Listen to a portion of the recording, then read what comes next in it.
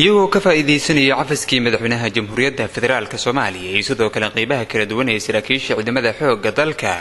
ayay maanta u soo rogashay inay isku soo dhiibaan horjoogayaashan ka tirsanaa kooxda nabadeedka al-shabaab isla markaana ka howlgali jiray deegaanada Jubbooyinka ciidamada guutada 10aad qaybta 43aad ee ciidamada xoogga dalka gaar ahaan ururkan 49aad ee magaalada Baardhede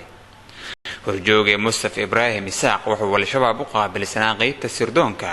sidoo kale horjoogahan Maxamed Xasan Madaali wuxuu dhankiisa kooxda u qaabilsanaa qaybta ilaalinta xabsiyada kooxda ee deegaanada Jubbooyinka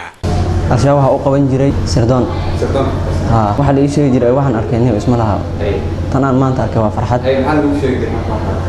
dadkaas murtadiin waaye mushrikiina ku buuxdo dad aad ma aha haaldoon waa ay karin tahay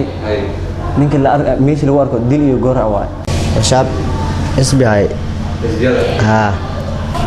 أنا صباحنا صدوه حبانا أنا ورا تلفون ولا صدوه أنت الدولة ماي كورن لوجا كورن taliya ururka 49aad guutada 10aad qaybta 43aad ee ciidamada xoogga dalka Dhamme Cali Maxamed Xasan iyo sidoo kale gudoomiyaha gobolka Gadow Sheekh Maxamed Xuseen Isaaq Alqaadi ayaa dhankooda mar kale ku celiyay inay soo dhaweynayaan cid walba ka faa'iideystay cafiskii loo fidiyay dhalinta la qalday ee kooxda wali ka tirsan howlgalladii maalmahaas aan soo dhaafnay 10 ku dambeysay soonka Socday aan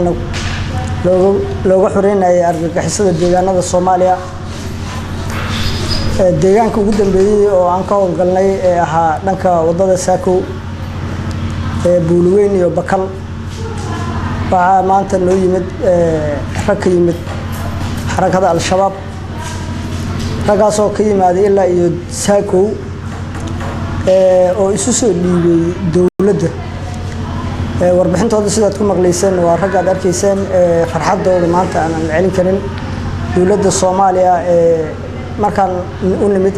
korbaan loo qaaday yiraahdeen meesha aan ka soo tagnay waa meel dadka lagu dilay